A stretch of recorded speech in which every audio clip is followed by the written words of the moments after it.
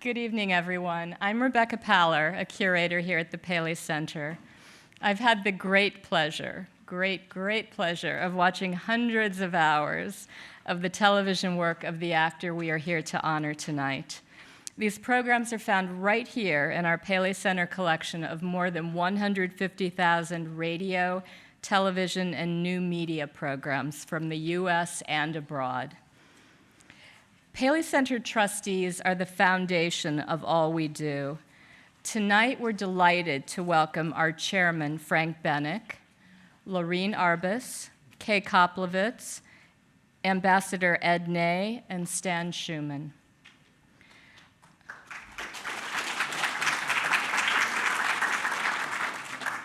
Our deepest thanks go to Paley 100 underwriters Christine and Jerry Pons, and to our Paley After Dark sponsors Richard Kandel through the Theodore and Renee Weiler Foundation, David S. Stone of the Smart Family Foundation and Stone and Magnanini Law Firm, and Verizon Communications. And many thanks also to our patrons who are here tonight. Now we have a surprise for you. And to get things rolling, I'd like to introduce you to a very special friend and colleague of the Paley Center and of Mr. Plummer, Alec Baldwin.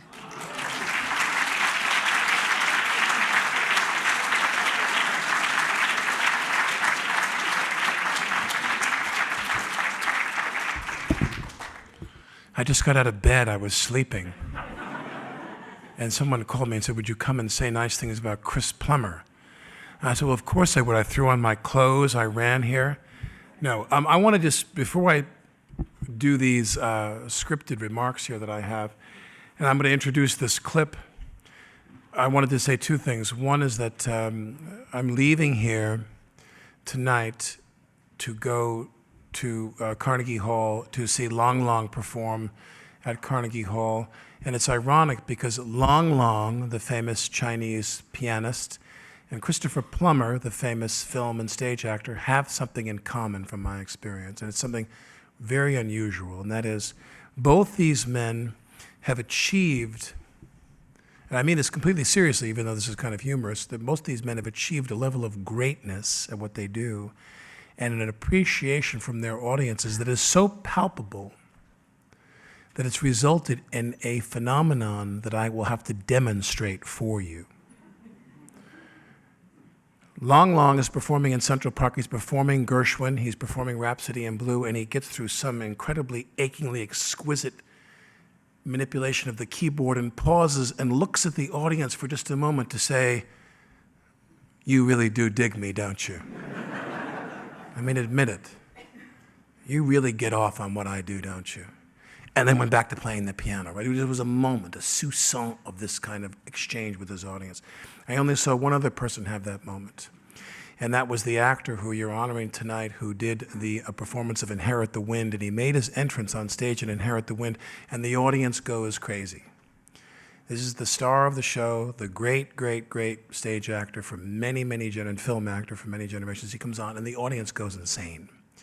And Plummer, of course, comes on stage and stops, and he kind of, I've never seen anybody do this before, and it was completely appropriate. There was a moment he was like, yes, it's me, and I am here.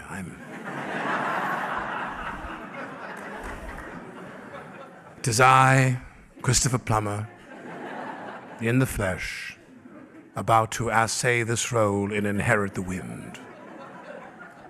And then went and did the play, did the show. One last thing. When you do your work as an actor, hopefully, and you have a career of any length, like any career in the performing arts, but one where you can go on decade after decade. This is not like the ballet or so forth, but you can go on decade after decade. Hopefully, you will have packed your backpack the smart way, the right way, and have everything you need for that journey. And there are very few people, there are almost none today in my mind, who packed that backpack as smartly as Christopher Plummer.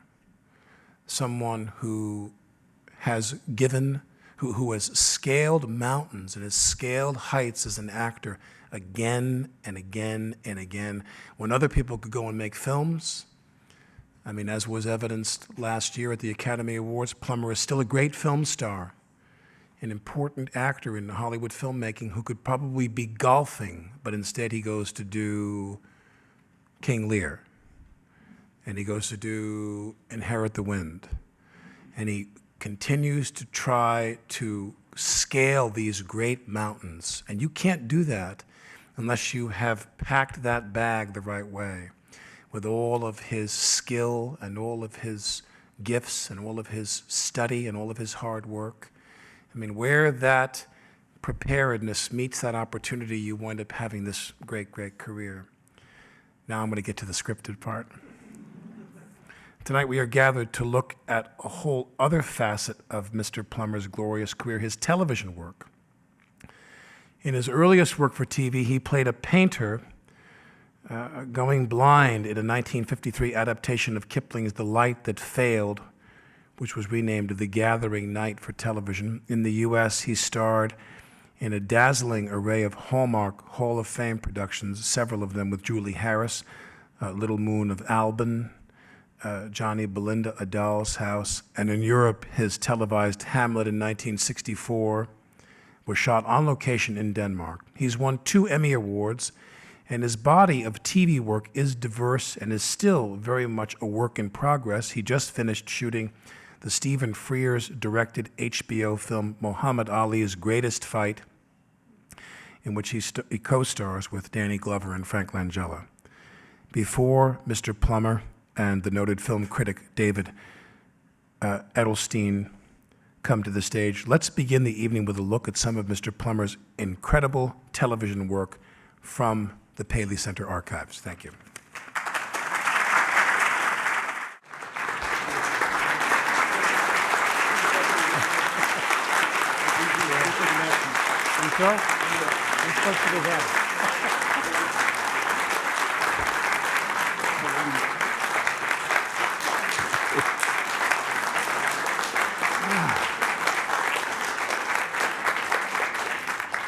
He obviously does not know my best side.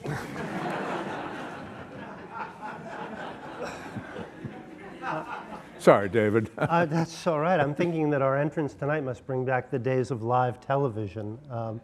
The same kind of... God, you were so brave to sit through all that. Oh, Jesus. When you were sent this clip reel, was that the first time you'd seen a lot of that material Yeah. again, the early stuff? Yes.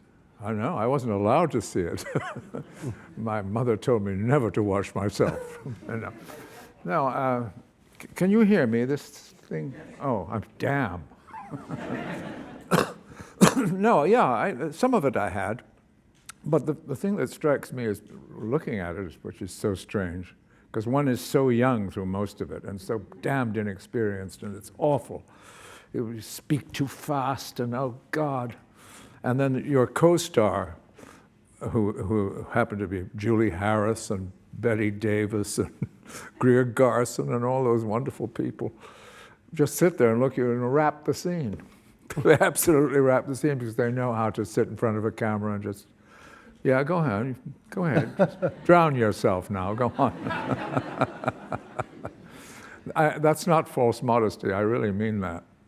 Well, you came down from Canada. In fact, the first time you performed in New York was the dying of the gathering light, whatever they called it. The gathering storm. Whatever they called the Well, that was very early on, and Westinghouse Electric sponsored it until they realized too late that it was called The Light That Failed. They obviously, none of them had read the script. So it said Westinghouse presents Westinghouse Light presents That The Light That Failed. And that's the way it went on the air. And you were, but you had to make this really abrupt transition. You were doing a lot of Shakespeare in Canada. You were, all of a sudden, you were down here with a camera right damn smack on your Yes. face for the first time. Did you have a good director? How did I you can't remember who modulate? directed that. I really can't. I'm sure I did. Someone who was because I think that was Studio One. I'm not sure. They were terrific in the early television shows. Yeah, but you notice how the sound is. They mic'd us to the nth degree. It was much too loud. I mean, my God.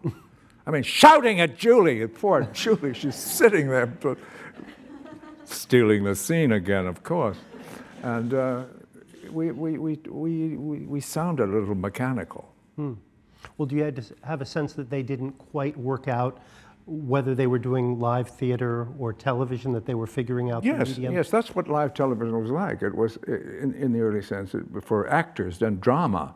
Yeah, it was half theater. You see, we all were terribly snobbish about the medium in those days because we were stage actors, and that was the most important thing to be.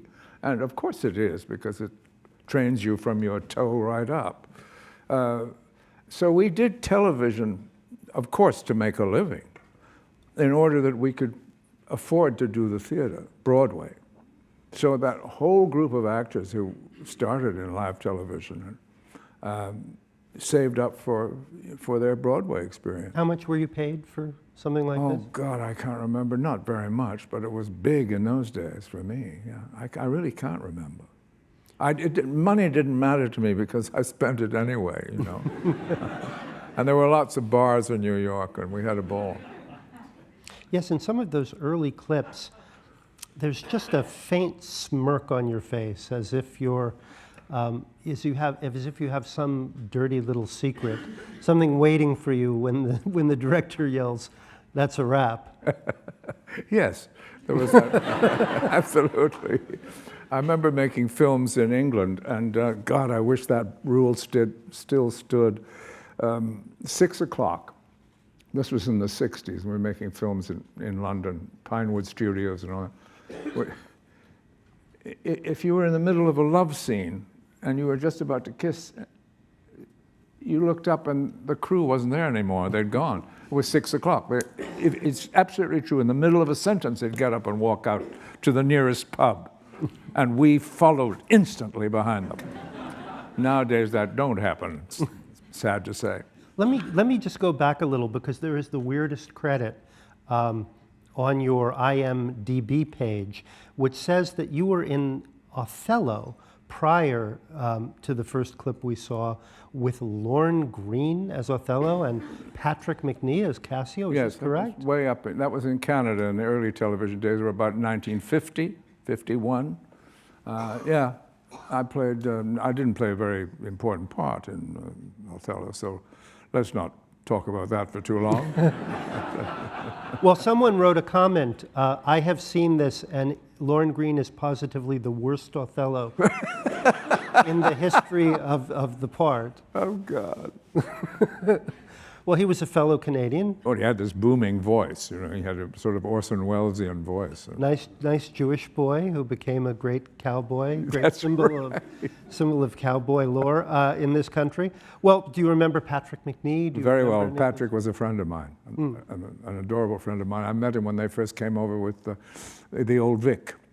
He was in the Old Vic productions, and I met him in New York, and we became good friends. Drinking buddies? Or? Yes. Yes. Of course. So we drank in those days, yes. David. You know. I know it seems to be a thing of the past, except the youth is catching on.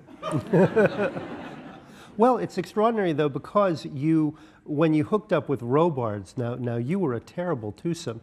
Now this appointment with adventure, I actually watched the entire thing. It's I think you say in your book it's rather undistinguished, yeah. But I quite enjoyed it. And but you apparently had a different kind of subtext going on with Robards when you performed with him in front of the camera and on stage. Yeah. I'm so sorry that they picked that scene, because Robards says nothing in that scene, which I'm rather grateful for, because he could be a scene stealer like mad. And he was just coming off Hickey, right? That's the amazing thing. Yeah, I'd just Iceman seen Cometh. Jason as Hickey in The Iceman Cometh. It was a great production. And I think it's one of the great performances I've ever seen in the theater. because while I was watching him go through every emotion under the sun, extraordinary emotional power Jason had, mostly prompted by guilt and booze, but who cares? It was there, it was there. But as I watched it, I completely forgot that I was in a theater. I was absolutely taken up by his whole performance, as if the pain was my own. And that is a compliment, because my God, there are very few times that you can be transformed from where you're sitting and forget that you're in a theater. And then suddenly he was playing your one-dimensional henchman in a kind of second-rate. Yeah, no, I guess he needed to earn the money. Jason had just come out of the Navy, and he's just started to be an actor, and he suddenly got these plum roles, and he was absolutely extraordinary.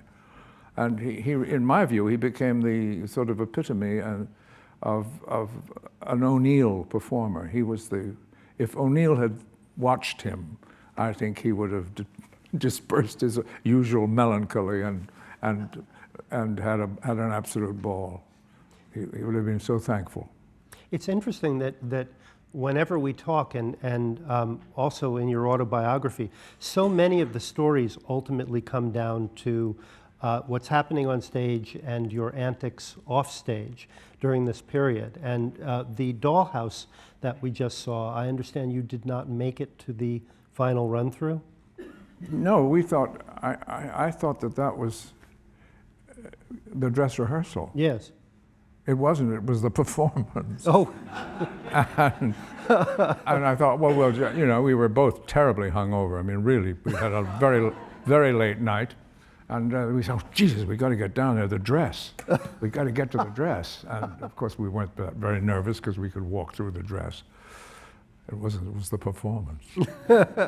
You didn't quite understand that actually millions of people were saying? No, so that was... Well, looking, I mean, were you happy with your Torvald? I hated my Torvald. I suppose that's why I got drunk all the time. Because Ibsen can do that to you, you know. You've never done, have you done other Ibsen? Yes, I have a production of Peer Gynt that I want to do. I would like to do Peer Gynt as a very old man. And don't say that you're going to have to, because you are a very old man. But I think rather like Wild Strawberries. Did you ever see that? That wonderful Ingmar Bergman movie with the old man who is still making romantic gestures to that young girl. It was an extraordinary balance. It was the most touching love story. And I see Peer Gynt as an old man thinking back over the years. And the only person who remains young is Solveig, the girl that he has loved all his life. How about that for an idea? It's not bad. Wait, if there's anybody here that can... Who can finance it immediately, we will just... Yes. Is Baldwin here? He's still here, by the way? No, he left. He left already? He left. Good. He left the minute the clips were on. Oh, okay. I was going to wait until he left for you to talk about actually acting with him, and also what he said about you, because that totally freaked me out. Totally embarrassing, I know. Yeah. Yeah, he's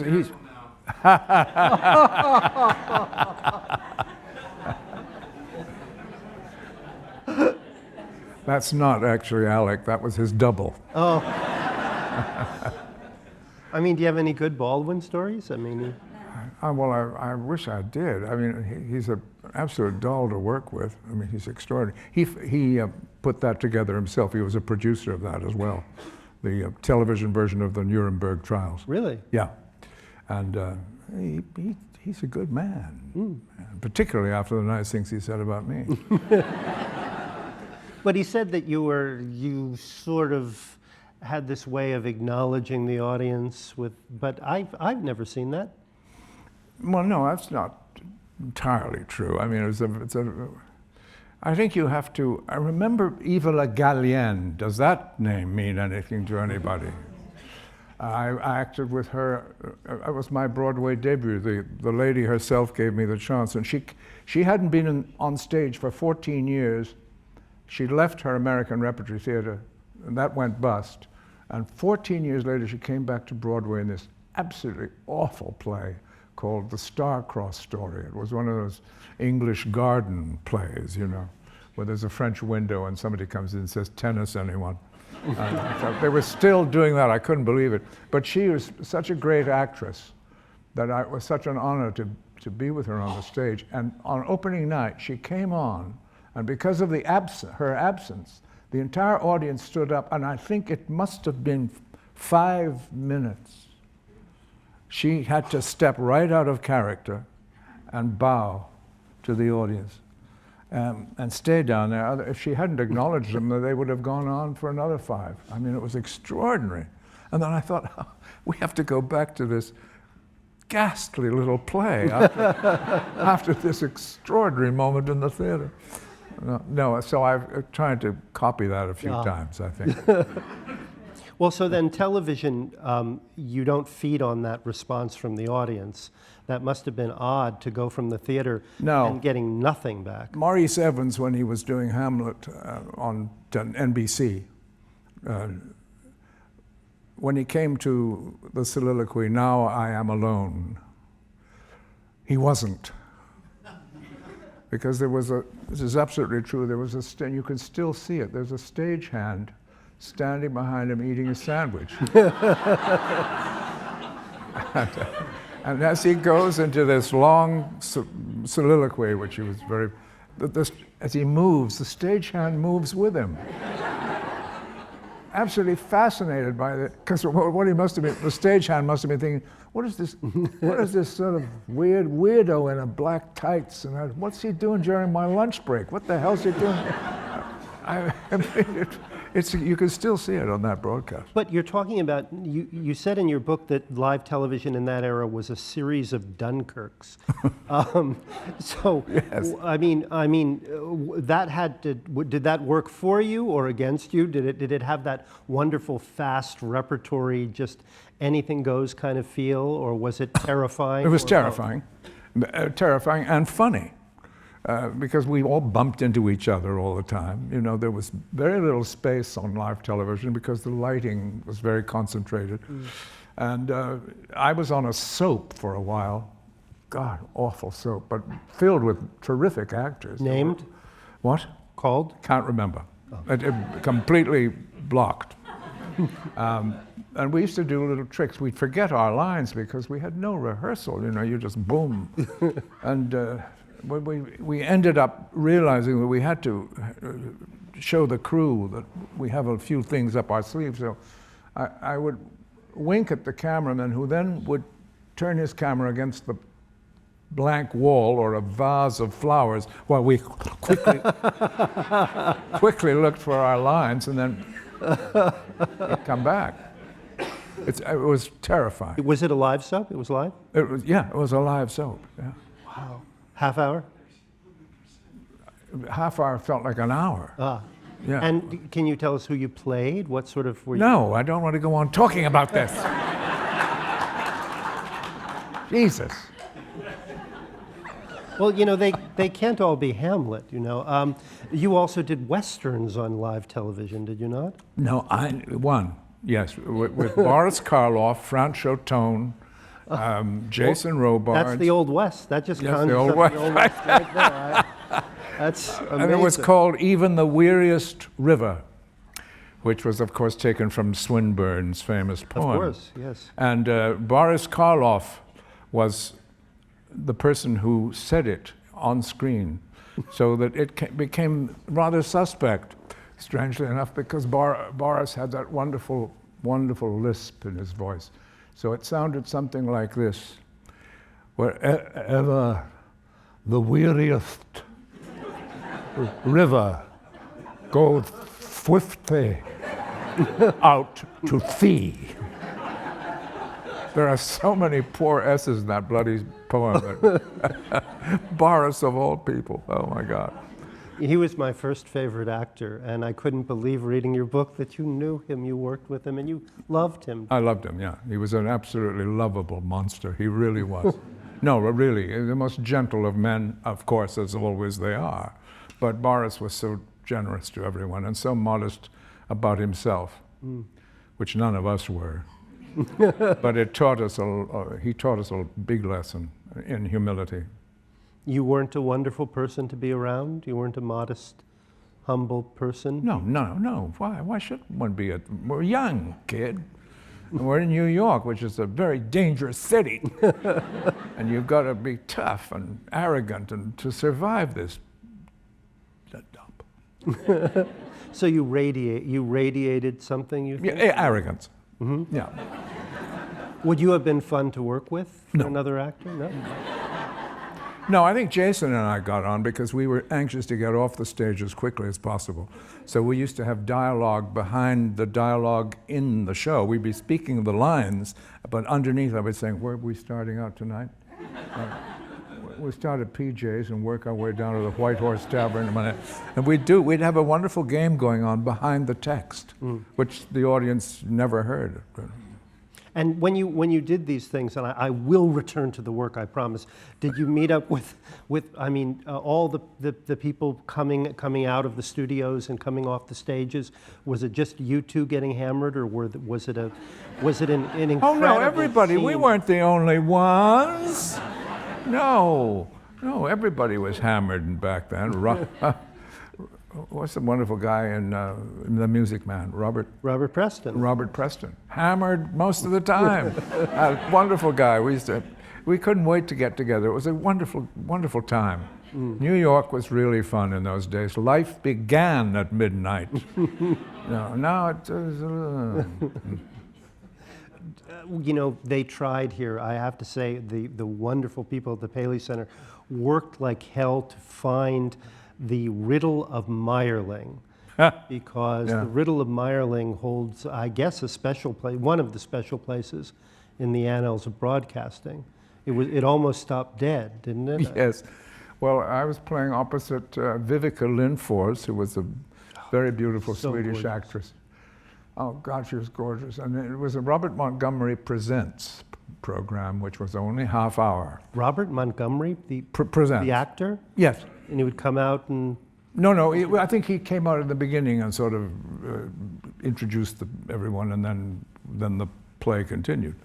But they did good stuff. And this was, of course, a suicide pact between the Habsburg crown prince and Maria Vecchera, who was the peasant girl that he loved, and they have the suicide pact. And she's waiting up in the scene is she's waiting for me to come to her. She's in the room in the little house where we were going to commit suicide together. And she's pacing up and down the floor. But she's pacing up and down a little longer than normal and looking rather frightened, I thought, simply because I couldn't find a door in which to come on. I mean, on live television, it was so awful because the lights were they only could afford the lights on the set. There was nothing backstage at all. And then finally, I see way down there a little light, and I came running down and make my way through, and I'm in the scene. And poor Maria is absolutely dumbfounded. She's staring at me. I said, "What's the matter with her?" I'm thinking, what's the matter with her? Well, here I am in all my medals and my Magyar cape as a Habsburg prince. I've just come through the fireplace.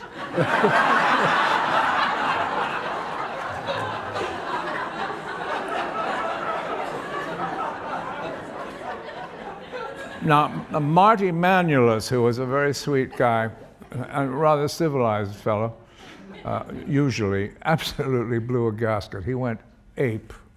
I mean, he screamed at me. He also had a wall eye, which popped out like a Pekingese. And he screamed at me, "Where the... come out of a fireplace!" I mean, he went nuts. He said, "What are you doing coming out of a fucking fireplace?"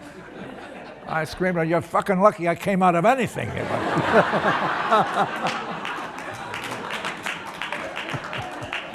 Well, I never worked with him again. You didn't work with him again? No, he was very nice, and I waved to him socially in California a lot. I wonder why. I wonder.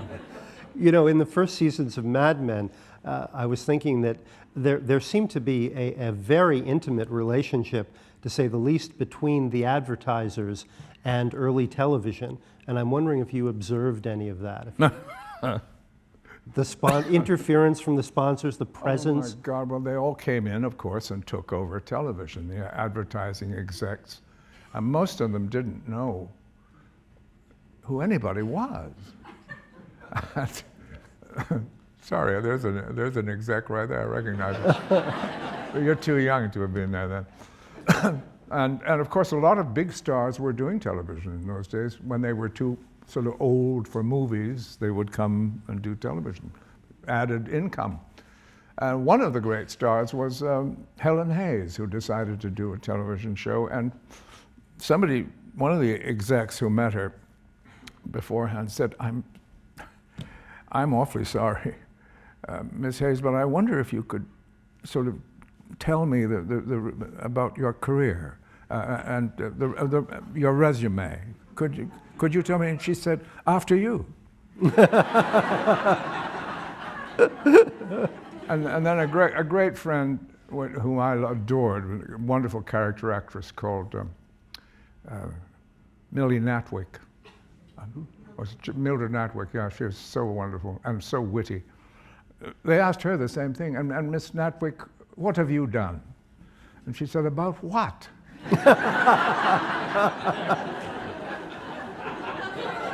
I mean, there was some wonderful, Ian Keith, who was a great sort of handsome character actor who was sort of out Barrymore in the looks department, was finding a new career on television. He went up, this great old star of Cecil B. DeMille fame. And he's sitting there, and the advertising exec says the same thing. And what have you done, sir? And could you tell me, please? He said, you obviously didn't catch my name. And the exec said, no, I'm afraid not. And then Ian thought, yeah, I wonder who I can pick. And he went back into the sort of past and picked a wonderfully famous old ham actor. And he thought, I'll use that name. My name is Holbrook Blinn. And the exec says, and what have you done, Mr. Blinn? And he said, I'm dead, you son of a bitch.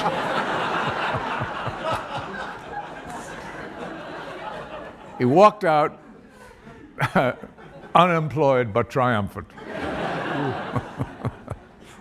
Didn't do television after that? No, didn't do any television after that? No, I think he was brought up on charges, and it was awful because he was such a great character. And we were all asked to go down and sort of, you know. You were asked to go down and what? We people who had acted with him to support him in the trial. The equity was going to, the actor was going to kick him out. What was he being tried for? Well, it was something that happened on our show. Yeah, he was supposed to, at the end of a Broadway TV show where you had to, unfortunately, the star and the actress had to stand around a Ford car that they were, so that this was the commercial. We all had to do that in order to do the show. And Ian went on. He'd gotten very drunk because he played a butler who sort of disappeared in the first part of the play. So he got drunk and he had to come back to do this commercial bit. So there is Ian. He comes up, and he slaps the Ford like this and says, God, yeah, I miss my little MG. He said, Jesus, he said, this is, I tell you, I'm so in love with it, I'd take it to bed with me if I could. Anything except for this piece of tin. Whoa. And he was held up for, you know, the crime of all crimes. And I couldn't go. I couldn't face going to support him. Everybody said, oh, Chris, you've got to. I mean, they're going to, that's terrible what he did. I said, no, I couldn't. Let's have a moment of silence. For Ian Keith. And for me. That's just something you just don't see anymore on live television. Isn't it funny, Saturday Night Live, I was thinking the other day, it's a great show, but it's in some ways it's one of the least live shows you can see because there's like a rule against improvisation. Yeah. You know. By the way, Alec Baldwin, if he's here, wonderful on Saturday Night Live, really. Oh yeah, I know. He's a fabulous comedian. Yeah. That's where I first realized he actually had a genius. Also a kind of beady little eye on the audience at the same time. Yes, I noticed that. Able to read the audience. Well, you played in Little Moon of Alban, which is quite a wonderful play, teleplay with Julie Harris. It was the first of, I believe, of many partnerships you did with her. One of the great stage and television actresses. What was it like? First of all, you played most of the part in bed. And yet you had a very antic disposition. You were theoretically dying, but we saw your last scene, your proposal. She had an extraordinary face that really drew the camera. What was it like partnering her? Did you learn from her? Julie, yes. Julie Harris was absolutely a magic. She was a sprite that sort of didn't belong on this earth, on the stage. She was just extraordinary. And the best example of that was as a Joan of Arc in Anouilh's play The Lark, which I was happy to play Warwick opposite her. And Boris Karloff. And Boris Karloff was playing Bishop Cochon, yeah. But she would stand, there's one moment during the trial of Joan where the lights go down on Joe Melsiner's set and she jumps up on a chair and she said, "Don't fight till you see the whites of their eyes," or a line, something like that. And the light hit her and the pain was so extraordinary. I mean, it just went through the house. I'll never forget it. Every night, she had the same immediacy in that performance. She never was stale. She never did it by technique. It was just lovely to watch. She really became, in my mind, the last first lady of the American theater. I mean, they'd called everybody. Helen Hayes was, Catherine Cornell, and all those people. But Julie earned that title, in my opinion. I always regretted that she never, that film executives didn't take to her in the same way. Although she's extraordinary. Although she's beautiful in East of Eden, she's absolutely magical. Yes, but nothing after the early 60s. No, Kazan was the only one who saw that, really. Yeah. So you were bouncing around during this. Now you were, and your first big film happened in '59 or '60, which was Wind Across the Everglades, I believe. So that was going to make you a great film star. Were you appearing so often on television? Were you a huge star at that point? Were you recognized? No, I wasn't a huge star at all. I was a leading actor in movies. That's all. Playing, the leading parts. But all these television parts did not get you a following yet? No, did you see them tonight? Would you give that guy a phone? No, please. No. No, I didn't enjoy anything until I became a character actor. And when I turned 40, then I had fun. On the stage, that was something else because I played all sorts of variety of characters and beautifully written plays. But in movies and television. So when you're suffering over there and someone is saying they love you, and you have to keep your face very still and the camera's on you in close up, you were miserable? No, because I love the idea of sort of being recognized. I guess you do when you're a kid. Part of the excitement was that alone. But I was so relieved not to think of. My good side, or is this my good side? Once you stop playing those romantic roles, it's great because you can be a character actor and play anything you want. You suddenly have freedom that you never had before, and you don't care anymore about how you look. You're just interested in making the character real and true. Well, of course, you got a chance to transfer probably your favorite part, Cyrano, onto television. Yeah. I know you have very mixed feelings about the production. George Schaefer, the director, Oh, he was all right. We just lost a lot of the original cast, and I can't complain. We had some lovely performances. It was me. I wasn't particularly happy with me on television, because Cyrano is such a marvelously huge canvas that it needs the theater. The television boxed it in, made it too domestic. And you were acting with Hope Lang, so beautiful. Oh yeah, I was crazy about Hope Lang. It's very Good interesting. friends. When I saw, well, it's interesting because when I saw the clip at home, and I watched a little bit of it, I thought, you know, she's not. I don't know that she's comfortable with this language, but when I saw it on the big screen, I realized she's very. I mean, that face. Yes, it's so gorgeous. Just takes you so I love far. it, yes. I knew that whole family. I was crazy about them. Oh. Yeah, they were good friends. Now, the interesting thing about, we must ask the audience if they want to ask a question or something, because it's getting terribly late. and I'm getting... But we're only at 1960. I mean, Mad Men hasn't even begun yet, shall we skip? The only one thing I do want to say about, because I thought that the theme of this evening was live television, and I'm about the only person left alive from live television. So I thought, how appropriate.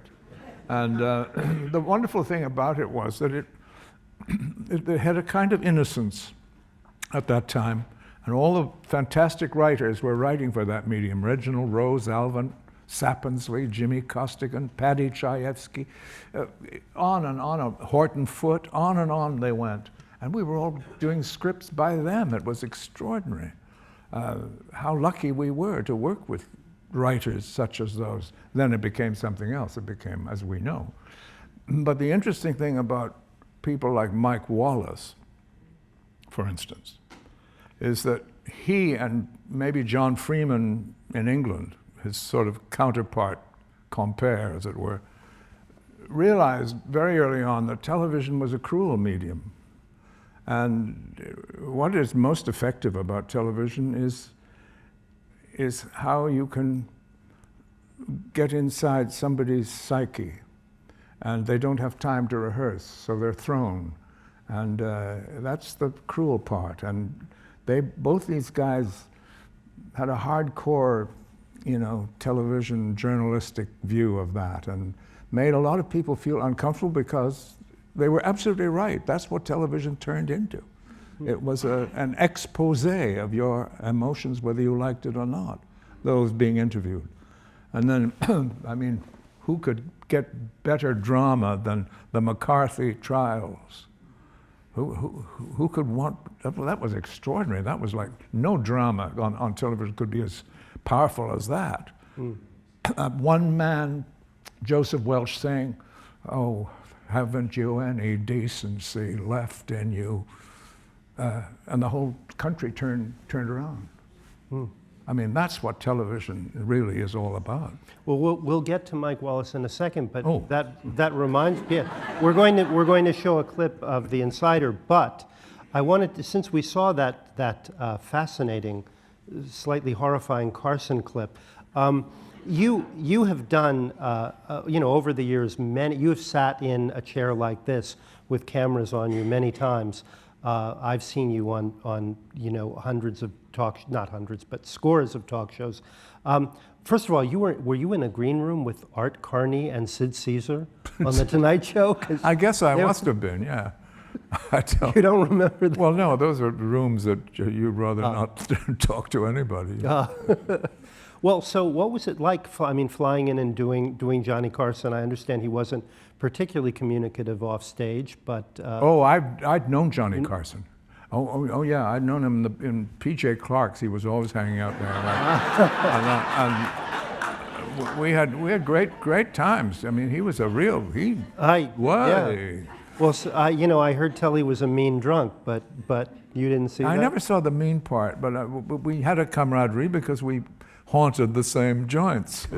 So this was different. When I got on stage with him, it was sort of nervous because I'm not the sort of actor he usually interviews. I mean, he interviewed comedians and public figures, but not necessarily serious theater actors, and I felt a little bit not at home.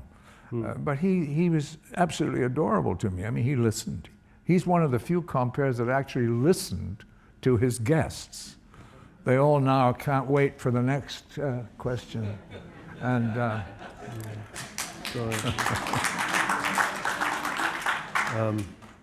yeah, I wanted to ask you about something.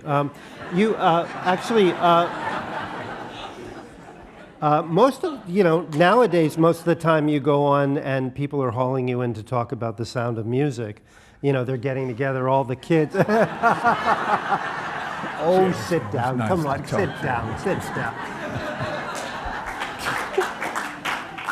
That blasted thing, there you are being hauled out. Rosie O'Donnell is effusing that, it's their favorite movie ever and not letting you get a word in edgewise. But isn't it interesting how television has, now is in the business of kind of mining all those old movies and bringing the casts on and trying to get people to relive this. yeah, I guess so. I guess so. What's your point?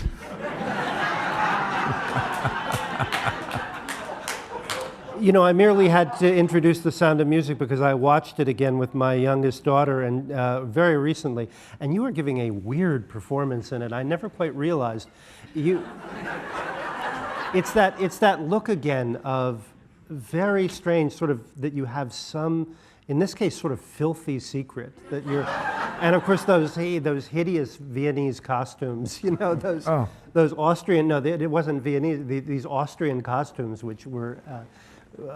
So I don't know what I'm talking about. I'm trying to get you to say No, I mean, I loved Vienna as a city, and it was great to go over to Austria and see that beautiful country. And I made some friends in Austria, some good friends. And I adored Vienna, and I adored that whole trip. I adored Hungary. We went to saw her. And I loved Julie. I thought she was an extraordinary star and an extraordinary professional. And I've always adored her in My Fair Lady, and I went on adoring her. I just didn't like the story very much. It wasn't my cup of tea. It really wasn't. I did it in order to do a musical on Broadway. I wanted to do a musical in Hollywood first, and then try my voice out, singing voice, which I'd never tried before. Singing opposite. And who knew that Perfect my little man. experiment with my voice and the rest of the kids and everything turned that movie into the most extraordinary hit. I didn't know none of us knew that it was going to be that successful, because it had been hanging about in Robert Wise's office for 8 years. And then he sort of pulled it out of the mothballs and we put it on the screen. And boom. But it's like an albatross, it follows you around. Well, what about of all the? I noticed that the clip reel was missing your After the Fall, which I remember seeing. You did Arthur Miller's After the Fall with the Faye Dunaway. Yes, with the towering Faye Dunaway. And that lovely man Gil Cates, who just Yes. recently left us, sadly. Yes. Yeah. Yes. Was that that's a part in Frank Langella's recent book. You just worked with Frank Langella. He said he couldn't. He just found no way to redeem the character of Quentin. When you played it, did you have much interaction with Arthur Miller? How did you? Well, Arthur Miller was with us at the time, which was sort of embarrassing. I remember saying, "I can't say this," and then I said, "Mr. Miller's in the control room. He can hear me." Oh God, I kept forgetting he was there, but he was helpful. But he had written a very introspective man who was very sorry for himself. I felt the self-pity. It was such a difficult exercise to play against all that self-pity. Yeah, I didn't think it was great. Jason was okay in it. I thought he was very good in the theater. Yeah. He created the role. Yes. He was very good. Now we're Simply going to. drank his way through it. The endless motif. Until, of course, you were saved by a great angel in the late '60s who told you that you were absolutely out of shape and that nothing brown was ever to enter your lips again. I believe. That's right, my dear loving wife of 83 years. It seems like that, doesn't it, darling? No. who liberated you from the life that you've been talking about Yeah. all evening. And I've been trying to get back into it ever since. But she's been great. And thank God she's a good cook. She's marvelous at the cooking. Now, before we get into Mike Wallace, I just want to say, now your career, I mean, when I look back at your body of work, there are these summits, and frankly, not to put too fine a point on it, there's a lot of crap in there. There's a lot of, there are a lot of kind of obvious money jobs, direct sci-fi and stuff. Did TV, after having been this thing that you did, kind of in holding your nose, did it come to represent something different to you at a certain point in your career because you could do these extraordinary things like After the Fall, like Little Glory? Yeah, there was always the exceptional moment when a really great script came in, and a great part that reminded one of the theater a little bit. Yeah, and what were your favorites among the ones after the live TV, the ones of the whole Little Gloria, Thorn? Well, Hamlet was, of course, Hamlet at Elsinore. because that was actually a groundbreaker as far as outside locations are concerned. They hadn't done a full-length outdoor broadcast of anything as long as that. It was 3 hours, almost 4 hours long. It was done in 2 sections, if I remember correctly. One day you saw the first half, and the second day, if you wanted to, you turned it on again. But that was very exciting, to do it in the castle at Elsinore, which was just marvelous. One felt very close to the Hamlet family. I believe it's just been reissued by the BBC on DVD. Yeah, they kept it under wraps for so long. I don't know quite why. There's a wonderful bonus disc. There's a Q&A on there. It's quite edifying if you. Yeah, that's what was his name? I can't remember. I don't know. I think. It was very good. Yes, thank you. Listen, we must get. They're dying to go to bed. All right. Let's talk about Mike Wallace. Let's see a clip from The Insider. We'll talk about Mike Wallace. They don't look exhausted to me. Are you getting? Is this turning into a Steve Martin type thing? Okay. The Insider. Anybody? Yes. Let's see The Insider.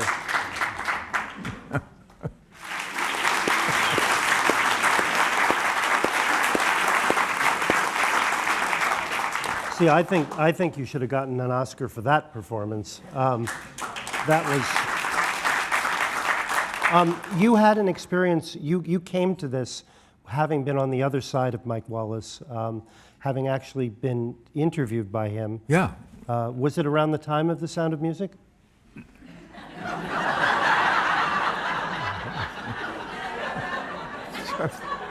I can't say sound, I can't say music. No, I don't.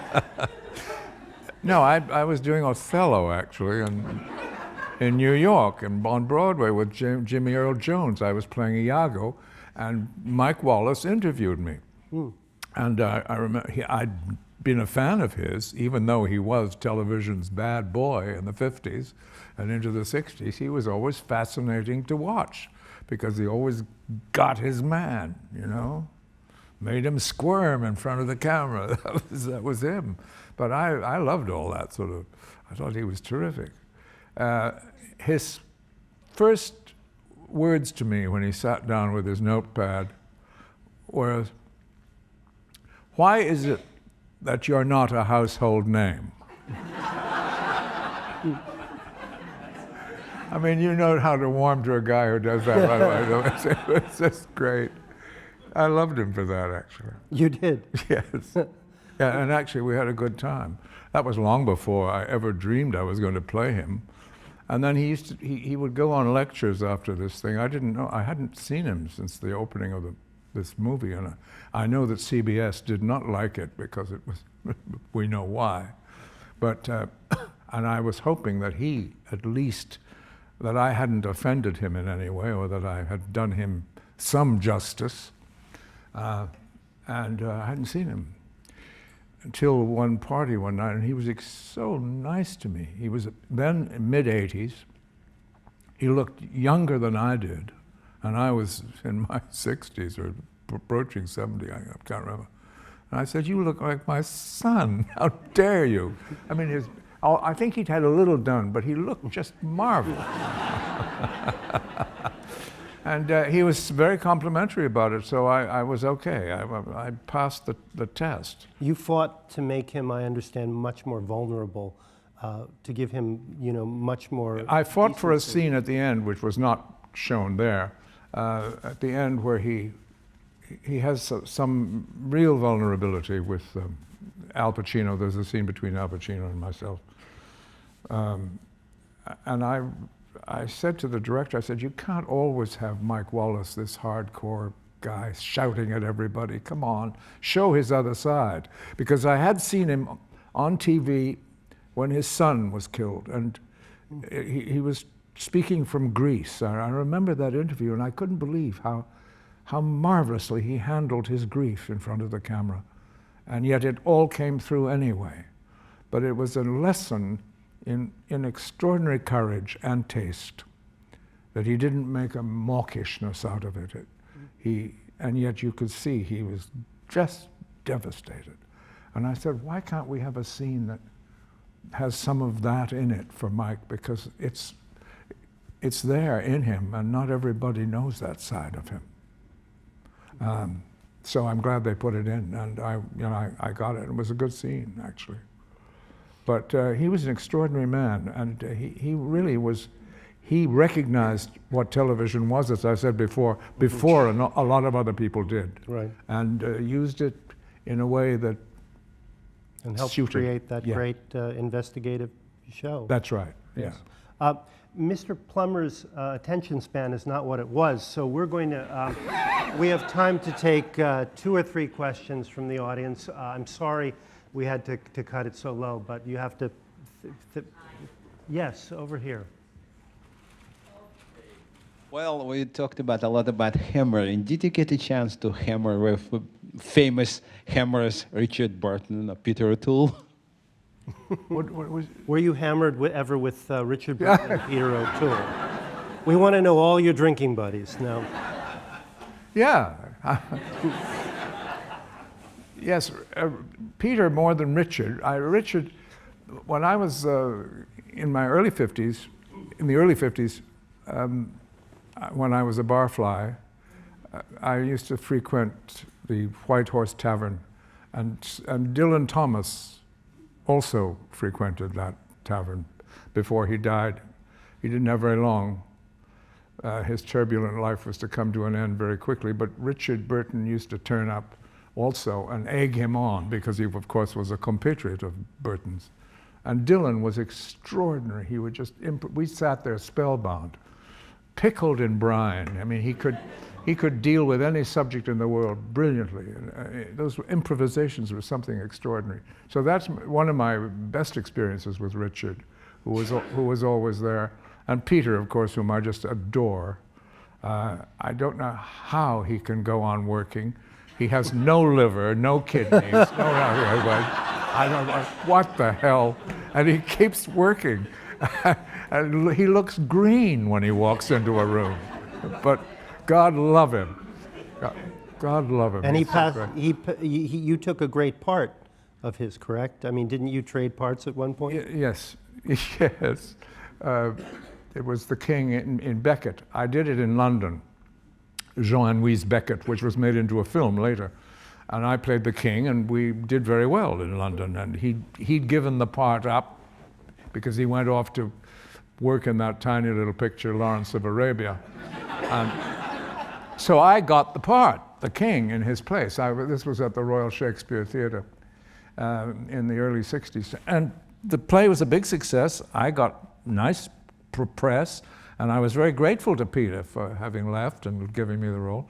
And I'm in my dressing room one night taking my makeup off, and a very, very sort of chic group of people come into my room and to say congratulations or whatever, and a particularly rather grand group, very sort of subdued, and suddenly Peter burst through the doors, and I couldn't believe. I thought he was, in Africa. And he, in front of these people, he said, "You fucking thing. I'm sitting in that fucking camel all these weeks, and you are sitting here getting all the freaking accolades." I mean, and the people were backing up. He said, look, I'll show you to prove it. I ride this fucking thing bareback. Look at it. And he pulled down his pants. And he said, "Look at my arse, look at it. That's what I've gone through in the bloody desert." Oh, he was heaven. He cleared the room in a second. I love him.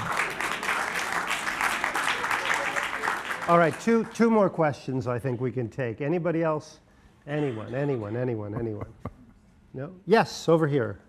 Here's the mic. Sorry. JB back in December of '58 with Raymond Massey. Yeah. What was your experience there with Raymond Massey? Well, Ray Massey and I were great friends, and he was very helpful to me in my early career too. He recommended me for a couple of marvelous parts. By that time, I was okay, and here I was now co-starring with Raymond. But he'd known my family. He knew my father. They went to school together. So it was a great reunion. I loved old Ray. He was a terrific man.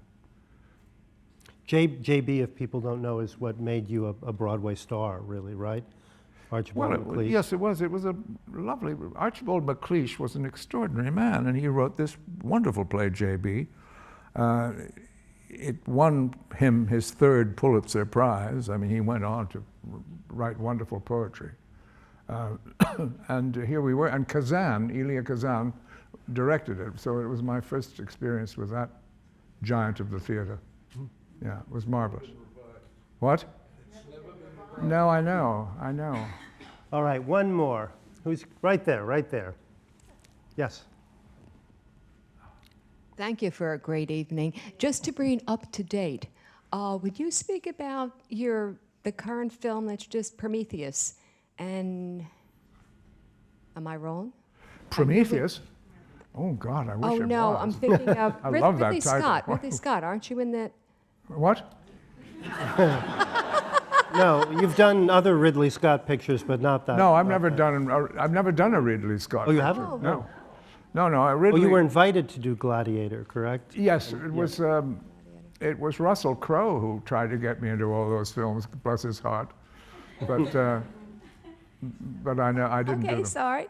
No, that's right. Well, tell us just a little bit about the HBO film to close, where you play opposite Frank Langella and other people. Well, it's about the HBO. Yeah, they've done a lovely script about the Muhammad Ali's trial when he was seeking conscientious objector status and was being denied. And I play the Supreme Court judge who comes around to thinking that he was right to make this decision, and we help him get that status. It's a good and rather timely in a funny way, because it has to do with racial things going on, and a very interesting script. So I hope it works. I only wish they had played here the clip of you winning the much-deserved Academy Award this year.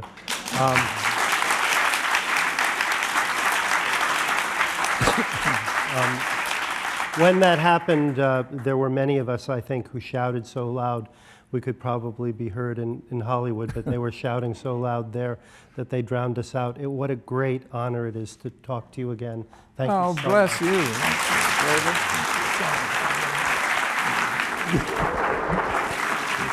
Thanks so much.